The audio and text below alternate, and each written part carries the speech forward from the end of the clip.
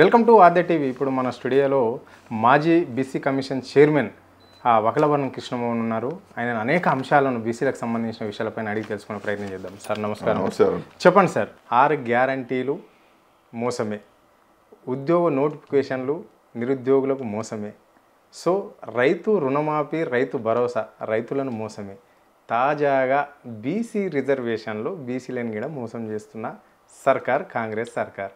దీన్ని మీరు ఎట్లా చూస్తారో చెప్పండి. అంటే ప్రజలకు అర్థమయ్యేది నేను చెప్తున్నా. అంటే కాంగ్రెస్ సర్కారే మోసం చేసింది అని చెప్పేసి జనాలకు మేము పోయినప్పుడు చెప్తున్న మాట మీకు అడుగుతున్నా, ఇది వాస్తవమేనా కాదా? 100%. ఇప్పుడు నేను మీ దగ్గర కూర్చొని మీరు మైక్ పెట్టింది కాబట్టి మాట్లాడతానా, టీవీ పెట్టింది కాబట్టి మాట్లాడతానా? అనుభవించడం తెలియదా? పెన్షన్ ఎంత పెంచుతానంటే పెంచిండా? గ్రామ పంచాయతీలలో సౌకర్యాలు ఉన్నాయా? రోడ్లు మంచిగా ఉన్నాయా? పారిశుద్ధ్యం ఉన్నదా? గతంలో మరి ఎండాకాలంలో చెరువులన్నీ మత్తడి దొరికినాయి కదా, నీళ్ళు ఉన్నాయా? కాళేశ్వరానికి అది కూలగొట్టి కూలిపోయిందని చెప్పి దాన్ని పట్టుకొని డ్రామా చేస్తాడు. పీసీ ఘోష్ గారి కమిషన్ ఇచ్చింది, దాంతో ఏమున్నది? కొన్ని ఫైండింగ్స్ చేస్తారు, దాంతో ఏమవుతుంది? నువ్వు వెంటనే ఇది తప్పు జరిగిందని చెప్పి దాన్ని రెక్టిఫై చేయించేసి అంతకన్నా డబుల్ నీళ్ళు ఇచ్చే ప్రయత్నం చేయాలి. తాగునీరు లేదు, సాగునీరు లేదు, సంక్షేమ పథకాలు లేవు, నిధులు లేవు, ఇచ్చిన హామీలు నిలబెట్టుకోవు. ఇవన్నీ ప్రజల అనుభవంలో ఉన్నాయి. నేను మాట్లాడుకున్న ప్రజల అనుభవంలో ఉన్నది. మీరు పోయి మైకు పెడితే బొట్టు తిడితేనే ఉండే.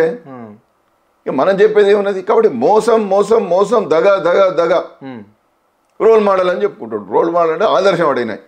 ఇక మొత్తం రేవంత్ రెడ్డి గారితో నడిపితే మాత్రం ప్రజాస్వామ్యం తీసేసి నియంతృత్వం పోగొడవుతాయి ఈ దేశంలో. ఈయన టైపు నడితే రాజ్యాంగం పోతుంది. ఇక రేవంత్ రెడ్డి రాజ్యాంగం వస్తుంది. ఏదో రేర్ అని చెప్తాడు కదా, రేర్. మరి రేర్ అంటే ఏందో? మరి రాజీవ్ గాంధీ రేవంత్ రెడ్డి కావచ్చు. రేవంత్ రెడ్డి రాజ్యాంగం ఈ రాష్ట్రంలో నడుస్తున్నది.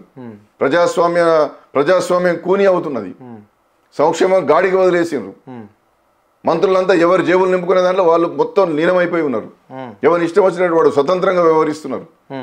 డిపార్ట్మెంట్ గురించి పట్టించుకునే లేదు, ప్రజల సమస్యలు పట్టించుకునే లేదు. ఈవెన్ రాజశేఖర రెడ్డి గారు ఉన్నప్పుడు కానీ, కిరణ్ కుమార్ రెడ్డి గారు ఉన్నప్పుడు కానీ, లేదా గత 10 సంవత్సరాల్లో అవినీతి చేయాలంటే గజగజ వణికిర్రు. ఆయన బాయికాడమంటాడు, ఆయన రాడు, ఆయన ఎవరిని కలవడంటే నీ అమ్మ. ఇప్పుడు ఒక్క 5 నిమిషాలలో అడ్డగోలు ట్రాఫిక్ కను సైగలతో నడిచింది ప్రభుత్వం అంతా. కను సైగలతో కేసీఆర్ నడిపించిండండి. నువ్వేం చేస్తాను? నువ్వు traffic failure, police failure, welfare failure, current పోతుంది. నువ్వు ఎవరినెవరైనా తిట్టినావు, మళ్ళీ వాళ్ళందరినీ చుట్టూ చేరారు కదా. కాబట్టి గతంలో ఉన్నటువంటి వాటికి రిబ్బన్లు కట్ చేసుకుంటా, ఇది నేనే, ఈ ఫ్లైఓవర్ నేనే కట్టినా, ఈ సైబర్ టవర్ నేనే కట్టినా అంటే ప్రజలకు తెలియదా? కాబట్టి నువ్వు వచ్చినప్పటి నుండి ఎంత అప్పు చేసినావు చెప్పు. గత ప్రభుత్వం ఇంత అప్పు చేసింది అన్నావు కదా, నువ్వు ఈ 2 సంవత్సరాలు ఎంత అప్పు చేసినావు చెప్పవా? నువ్వేం చేయలేదా చెప్పు. కాబట్టి మాటలకు చేతలకు సంబంధం లేకుండా ఒక సాదాసీదా రాజకీయ నాయకుడిగా మాట్లాడిన మాటలు ఒక రాజ్యాంగ పదవిలో ఉన్నవాడు మాట్లాడద్దు. రైట్. ఆదర్శవంతం. చిన్న వయసులో నీకు అవకాశం వచ్చింది, అవకాశాన్ని నిలబెట్టుకొని అరే అమ్మ ఊహించిన దానికన్నా గొప్పగా ఉన్నారా అని. నువ్వు ఏదో మిస్ వాళ్ళలో ఏదో పోటీలు పెట్టిండు కదా, నువ్వు ఏం తీసుకుపోయి చూపించినావు? అందరికీ ఏం తీసుకుపోయి చూపించినావు? యాదాద్రిని చూపించినావు, ఇంకేం చూపించినావు? కేసీఆర్ గారు చేసినవి అన్ని చూపించుకుంటూ చేరినావు కదా. నువ్వు కట్టింది ఏం లేదు కదా, నువ్వు కట్టింది చూపించాలి కదా ఏమన్నా. అన్ని కేసీఆర్ కట్టినా చూపించినావు, అసెంబ్లీ చూపించినావు, సెక్రటరియట్ చూపించినావు. ఈయన కట్టిండా? దాని మీద పుట్టు మాట్లాడినా కదా, నీ అడ్డగోలు తిట్టినావు కదా. మరి దాంట్లో ఎందుకుంటానా? మరి నువ్వు సపోజ్ ఇంటికన్నా నడిపా రాజ్యాంగం, నీ పాలన అంతా అంతే. మరి నువ్వు అంత పోవద్దు. అంత అవినీతితో కట్టిండు కదా సెక్రటరియట్. నువ్వు యాదాద్రి దర్శనానికి పోవద్దు. కలెక్టరేట్లో ఎవడు కలెక్టర్ కూర్చోవద్దు. అరే కలెక్టరేట్లు కట్టిండు, సెక్రటరియట్ కట్టిండు, యాదాద్రి లాంటిది అసలు ఎవడ నిర్మాణం అయితే వెళుతున్నా ఏదా? ఇలా మొక్కలకు యాదాద్రిని కట్టడంలా వేములవాడ కూడా ఆయన ఉన్నప్పుడు చేసిపోయింది అంతా. ఇప్పుడు మొదలుపెట్టిండు. కాబట్టి ఒక దార్శనికమైన దృష్టితోని శ్రీ కల్వకుంట్ల చంద్రశేఖరరావు గారు తన పరిపాలన కొనసాగించిండు. ఇవాళ ఏ ఊళ్ళోకి పోయినా ఏమో ఆయన ఉన్నప్పుడే మంచిగుండే, పింఛను టెన్షన్కి వచ్చింది, కరెక్ట్ ఉన్నది, అన్ని పథకాలు ఉన్నాయి. ఇంకా ఆడోళ్ళకు ఇక కళ్ళ వైద్య పరీక్షలు చేయించిండు. ఆడోళ్ళు ప్రెగ్నెంట్ అయితే వాళ్ళకు కేసీఆర్ కిట్లు ఇచ్చిండు, ఇంటికాడ తీసుకుపోయి దించొచ్చిండు. చచ్చిపోతుంది ఇంటికాడ పట్టుకుపోయి దించొచ్చిండు. అంత సూక్ష్మగ్రాహిగా పరిపాలనను క్షేత్రస్థాయిలోకి తీసుకుపోయిండు. ప్రజల ముంగిలోకి ప్రభుత్వం అంటే ముఖ్యమంత్రి ఇంటింటి తిరుగుడు కాదు, పాలన ప్రజల ముంగిలో ఉండాలి. అది చూపించిండా లేదా కేసీఆర్? నువ్వు ఏం చూపించినావు చెప్పు. నీ నుంచి ఆదర్శం ఏది తీసుకోవాలి చెప్పు. ఒకటి గాలి మాటలు, గాలి కబుర్లు, సొల్లు కబుర్లు, తిట్ల పురాణం తప్ప, భూత పురాణం తప్ప. సన్యాసులు వెదవలన్నది ఎవడండి? మన మీద కుట్రలు చేసిన వాళ్ళని ఆయన నిన్ను నన్ను పట్టుకొని అనలే. ఆయన మాటలు ఒక సామాజిక విప్లవానికి, తెలంగాణ రాష్ట్ర సాధనకు పనికొచ్చినాయి. నువ్వేందండి నీ గాలి మాటలు, నీ గాలి తిట్లు, ఓ పెద్దరికం లేకుండా, ఓ మంచితనం లేకుండా ఎవరిని తిట్టాలి, ఎవరిని విమర్శించాలనేది. రాజశేఖర రెడ్డిని మనం అనొచ్చలేదు నాకు తెలియదు, కానీ ఒక ఫ్యాక్షనిస్టు, మడ్డలు చేతుడు, అది ఇది అని చెప్పారు. మేమైతే రాజశేఖర రెడ్డి నేను దగ్గర నుంచి చూసినా కదా, అసలు ఎంత చెరగని చిరునవ్వు. ఎవడిపోయినా రాజశేఖర రెడ్డి దగ్గర పోతే పని అవుతుంది అనేటట్టుండే. మరి ఆయన వారసునివే కదా వాళ్ళు, కాంగ్రెస్ వారసునివే కదా, రాజశేఖర రెడ్డి గారి వారసునివే కదా అనుకోవచ్చా? అంతే కదండి. మనం అది కాంగ్రెస్ పార్టీ, ఇది కాంగ్రెస్ పార్టీ అయినప్పుడు మరి ఆయన ఎట్టున్నాడు, నువ్వు ఎట్టున్నావు. పోనీ నువ్వు చంద్రబాబు నాయుడు శిష్యునివే కదా, మరి చంద్రబాబు నాయుడు నీ లెక్కనే పనిచేస్తాడా? అసలు చంద్రబాబు నాయుడు ఎప్పుడన్నా భూత పురాణం ఉన్నదా? ఎంత అయినా కానీ సంయమనంగా ఉన్నాడండి. కాబట్టి చంద్రబాబు నాయుడు నన్ను చూసి నేర్చుకో, రాజశేఖర రెడ్డి నన్ను చూసి నేర్చుకో. లేకపోతే నీవు నీ అహంకారాన్ని తగ్గించుకొని కేసీఆర్ దగ్గర పోయి అన్న ఎట్లా చేయాలని అడుగు, చెప్తాడు. రోజు నిద్రలేని రాత్రులు కలిపి అనేక పథకాలు సృష్టించిండండి. ఒక రైతు బంధు వచ్చిందంటే పట్టుకనే రాలే. రైతన్నలంతా కూడా పిట్టల్లా ఎగిరిపోతా అంటే ఇది ఏంది, ఇది ఈ దేశానికి అన్నం పెట్టేటోడు చచ్చిపోవడేందని చెప్పి రాత్రులు నిద్ర లేకుండా నడిపి రైతు బంధు పెట్టిండు, రైతు బీమా పెట్టిండు. నీళ్లుంటే గ్రామాలు మళ్ళీ పునరుజ్జీవనం అవుతాయి, ఆర్థికంగా పైసలు వస్తాయి, వృత్తులు కూడా అందరూ మళ్ళీ ఎవరి ఊరికి వాడు చేరుకుంటాడు, వలసలు తగ్గిపోతాయి, ఆకలి చావులు తెస్తారు తగ్గిపోతాయి అని చెప్పి ఆలోచించే కదా గ్రామీణ ప్రాంతాల్లో ఆర్థిక స్వావలంబన తీసుకొచ్చిండు, గ్రామ స్వరాజ్యాన్ని తీసుకొచ్చిండు కదా. పల్లెలు చల్లగుంటే ప్రభుత్వం వ్యవస్థ దేశం అంతా చల్లగుంటుంది. అది గాంధీ గారి సిద్ధాంతాన్ని తీసుకున్నాడు కదా. వీళ్ళు గాంధీ వారసులు కాదు, కేసీఆర్ గాంధీ వారసుడు. గ్రామీణ ప్రాంతాలను ఎంత సుభిక్షంగా, ఎటువైనా కానీ చెట్లు, ఎటువైనా మొక్కలు, పచ్చదనం. ఎప్పుడో మనం ఒక రాజమండ్రికి ఒక గడికి పోతే ఆ పచ్చదనం కనిపించేది.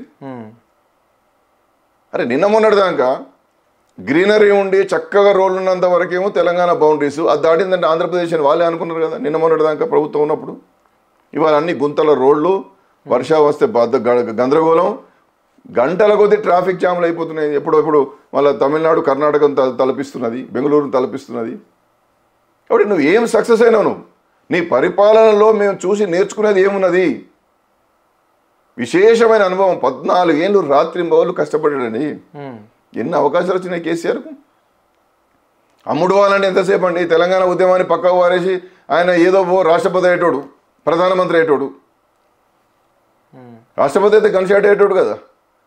ఈ దేశానికి రాష్ట్రపతి కానీ ఇంకే పెద్ద పోస్ట్ ఏముంటుంది? ఏముండదు. ఉన్న కేంద్ర మంత్రి పదవిని పక్కకు వాడేసి ఎందుకు వచ్చిండు వెనుకకు? ఇదే పోతిరెడ్డిపాటి దగ్గర అడ్డం వచ్చినట్టు ఇష్టం వచ్చినట్టు గేట్లు పెట్టుకుంటా అంటే ఇక్కడ రాష్ట్రం నుంచి కూడా మంత్రివర్గం నుండి బయటకు వచ్చింది కదా. అవసరం వచ్చినప్పుడు అలా తెలంగాణ ఉద్యమం లేదంటే మొత్తం రాజీనామాలు చేసి మళ్ళీ నిలబడ్డాడు కదా. నిలబడ్డప్పుడు కొన్ని ఓడిపోయినా కానీ అట్లే పట్టుకొని ఉన్నాడు కదా. 14 ఏళ్ళు అవిశ్రాంతంగా పోరాటం చేసి సబ్బండ వర్గాలను తీసుకొచ్చిండు కాబట్టి తెలంగాణ వచ్చేది. వచ్చినటువంటి తెలంగాణలో 10 ఏళ్ళు తనేందో నిరూపించుకున్నాడు కదా. గట్లాంటి పెద్ద ఆయన పట్టుకొని నోటికి వచ్చినట్టు మాట్లాడు. కేటీఆర్ చిన్నోడో పెద్దోడో పక్కన పెడతాం. రామారావు అయితే కాదు, రామారావే ఆయనే. తీగల వంతెన దాడి చూస్తే ఆయన రామారావు అర్థమవుతుంది. తీగల వంతెన దాటినాక చూడవయ్యా ఏందో తెలుస్తుంది. నువ్వు ఉండే ఇంటి కాల్సిన మొదలు పెడితే అదంతా ఎవడు డెవలప్ చేసిండు? చంద్రబాబు నాయుడు, రాజశేఖర రెడ్డి గారి తర్వాత రామారావే కదా చేసింది.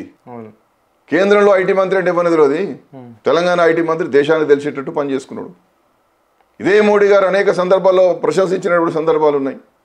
అనేక సందర్భంలో కేసీఆర్ గారిని దేశంలో ఉన్న జాతీయ నాయకులు మాకు రామారావును జాతీయ స్థాయిలో ఇవ్వు, ఎంపీ చేసి పంపించవయ్యా, పార్లమెంట్లో ఉంటే గొప్పవాడు అవుతారని చెప్పారు. అయినా ఆయన ఎమ్మెల్యే చేసి ఐటీ మంత్రి ఇచ్చి ఫస్ట్ నా రాష్ట్రాన్ని అభివృద్ధి చేయాలని చెప్పి ఒక గొప్ప దార్శనికమైనటువంటి దృష్టితో కేటీఆర్ గారిని ఐటీ మినిస్టర్ చేసిండు. ఆయన ప్రూవ్డ్ అండి హిమ్సెల్ఫ్. ఆయన ప్రూవ్ చేసుకున్నాడు ఆయన కాన. కాబట్టి ఆయన పట్టుకొని అక్కడిక్కడ ఏదో పని చేసిండు. డ్రామారావు, నువ్వు డ్రామాలు చేస్తున్నావు. నువ్వు చేసేది ప్రతిదీ డ్రామానే, ప్రతిదీ నాటకం చేస్తున్నాడు, మోసం చేస్తున్నాడు, దగా చేస్తున్నాడు రేవంత్ రెడ్డి. చూసి నేర్చుకో కొంచెం కనీసం.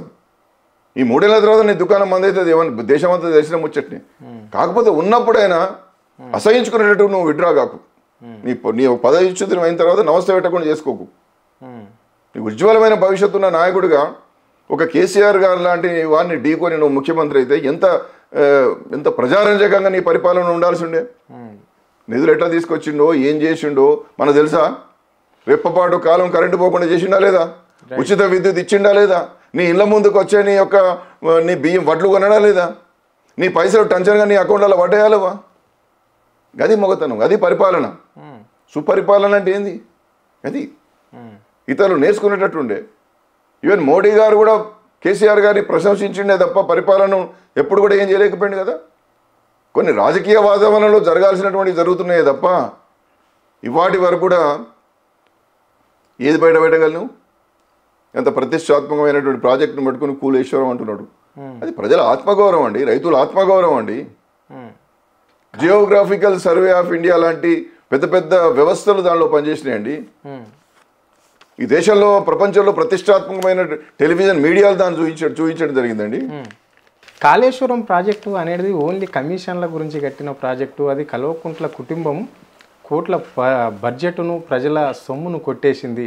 అంటే వాళ్ళంట ఎవరెవరైతే ఉన్నారో, ఎవరెవరైతే జేబులు నింపుకున్నారో ఆ జేబుల నుంచి తీసుకుని వచ్చేసి ఇక్కడ 6 గ్యారంటీలు అమలు చేస్తాము అని చెప్పేసి రాష్ట్ర ముఖ్యమంత్రి పదే పదే చెప్తుంటాడు. మంచి డైలాగులు మస్తు ఉంటాయండి. మీ కాళేశ్వరం రిపోర్ట్లో ఏం లేదు దాంట్లో. 650 పేజీలు ఉన్నదని 650 పేజీలు బయట పెట్టాలి కదా. మొత్తం రిపోర్ట్ బయట పారేయాలి కదా. దాన్ని నీ అక్కడికి చెట్టు ఎందుకు బయట పెట్టినాం? 66 పేజీలు 66 పేజీలు ఎందుకు బయట పెట్టినాం? మొత్తం బయట పెట్టాలి కదా. అంత మోసం దగ దానిలో అంత అవినీతే కదా. ఎందుకు చెప్పండి? ఆయనకు అనేకమైన వాస్తవ విషయాలను ఎందుకు ఇవ్వలేదు? మినిట్స్ ఆఫ్ ది మీటింగ్స్ కావచ్చు, అనేకమైనవి అందుబాటులో లేవు. ఎందుకంటాం 16 నెలలు ఆయన కష్టపడుతూ కూడా ఆయనకు అనేక డాక్యుమెంట్స్ ఇవ్వలేదు ట్రాన్స్పరెంట్గా. ఎందుకు ఇవ్వలేదు? అందువల్ల ఇక నేను నాకు లభించినటువంటి డాక్యుమెంట్స్ ఆధారంగా మాత్రమే ఈ నిర్ధారణకు వస్తున్నాను. లభించినటువంటి అంటే లభించిన ఎన్నో ఉన్నట్టే కదా. కాబట్టి ఇవన్నీ గాలి మాటలతోని, తిట్ల పురాణంతోని, అపోహలు సృష్టించి, బాహుబలి గ్రాఫిక్స్తోని సినిమాలకు బాగుంటుంది. రాజమౌళి సినిమా పెట్టి తీయని రోడ్డు మంచిగా సక్సెస్ అవుతావు. కానీ నువ్వు రాజమౌళి కాకు. పరిపాలన అంటే వాస్తవంగా ఉండాలి. పరిపాలన అనేది విజనరీగా ఉండాలి. పరిపాలన అనేది ప్రజారంజకంగా ఉండాలి. కళ్ళ ముందు నువ్వు నీ అనేకమైనటువంటి అవకాశాలు నీకుండి పరిపాలన నీకు ఇస్తే ఇంత భ్రష్టు పట్టించి చెవులు మూసుకునేటట్టు చేస్తాను. ఏ మంత్రి అంత మంత్రులంతా దోస్తులేగా, చాలామంది ఎమ్మెల్యేలు అంతా మాకు దోస్తులేగా. నేను కాంగ్రెస్ పార్టీని 2 సార్లు పోటీ చేసిన ఉన్నాయి కదా. రాజశేఖర రెడ్డి గారిని ఉన్నప్పుడు 2 సార్లు మెంబర్గా చేసిన. ఆయన ఉన్నప్పుడే 2009లో నాకు టికెట్ ఇచ్చిండుగా హుజరాబాద్ నుంచి. నేను కూడా పోటీ చేసిన కదా. నా దోస్తులు ఇప్పుడు ఉన్న వాళ్ళంతా చెవులు మూసుకుంటారు, ఏం చేయాలని అర్థమవుతుందో అంటారు నాకు ఎప్పుడైనా కలిస్తే. ఇది కాదు కదా. కాబట్టి ఇలాంటి పరిపాలనతో నువ్వు ఇంకా మనుగడ సాధించలేవు. ఈ 42% అనేటువంటిది ఒక చూమంతర్ను అరచేతిలో వైకుంఠం చూపించి మా బీసీలకు మోసం చేసే పని చేయకు. నిబద్ధతగా నువ్వు చేయదలుచుకుంటే ఇప్పటికైనా చట్ట ప్రకారం పో. డివిజన్ బెంచ్కి పోయి సెప్టెంబర్ 30 నాడు మేము చేయలేము, మాకు కొంత 3 నెలలు 5 నెలలు సమయం కావాలని పో. చట్ట ప్రకారం అన్ని సవరించు, 42% నిలబెట్టుకో. నువ్వు దేశానికి రోల్ మోడల్గా. ఆనాడు నీకు పూలాభిషేకం పాలాభిషేకం చేస్తాం మేము, లేకపోతే భరతం పడతాము. తెగించిన వాడికి ఏమన్నదండి? తెగించున్నాం మేము బీసీల కోసం. కాబట్టి ఈ డోకాబాజీ పనులు మానుకో, ఈ తిట్ల పురాణం మానుకో. ఒక పరిపక్వతతో పరిణతి కలిగినటువంటి రాజకీయవేత్తగా తెలిసిన విషయాలు తెలియని విషయాలు ఏంటో నీ విచక్షణాధికారాలతో సాధ్యాసాధ్యాలను బేరీజు వేసుకో. నీకు తెలియని విషయాలను అందరి దగ్గర నేర్చుకో. అంతేగాని ఇదేం పాలన? చంద్రబాబు నాయుడు గారు మీ గురువు గారు కూడా నిన్నేం మెచ్చుకుంటాడని నేను అనుకుంటలేను. కాబట్టి నీకు అద్భుతమైన సీనియర్లంతా నీ చుట్టూ ఉండగా వాళ్ళతో మంచిగా షేర్ చేసుకొని అభద్రతా భావానికి లోను కాకుండా పరిపాలనను ప్రజారంజకంగా చేయి. మా 42% నిలబెట్టు. బీసీలతో పాటు బహుజన మొత్తం వర్గాల యొక్క అండ తీసుకో. మళ్ళీ నువ్వే ముఖ్యమంత్రిగా 10 ఏళ్ళు ఉంటానేవుగా, రా మళ్ళీ రా. కానీ మాకు ఏం చేయకుండా రాలేవు నువ్వు. ఈ రాష్ట్రంలో ఉన్నటువంటి ఎస్సీ ఎస్టీ బీసీ మైనార్టీలను పక్కన పెట్టి నువ్వు ఏమీ కాలేవు. నీ చుట్టూ ఏ వర్గాలు కూడా లేవు అనేది తేలిపోతున్నది. క్రమక్రమంగా పటాపంచలు అవుతున్నాయి. కాబట్టి దయతో ప్రజాస్వామ్యబద్ధంగా ముందుకు రావయ్యా, 42% నిలబెట్టవయ్యా అని చెప్పి మరొకసారి రాష్ట్ర ప్రభుత్వానికి ఈ ముఖ్యమంత్రి గారికి నేను విజ్ఞప్తి చేస్తున్నాను. థ్యాంక్ యూ మీ అమూల్య టైం కేటాయించినందుకు సార్.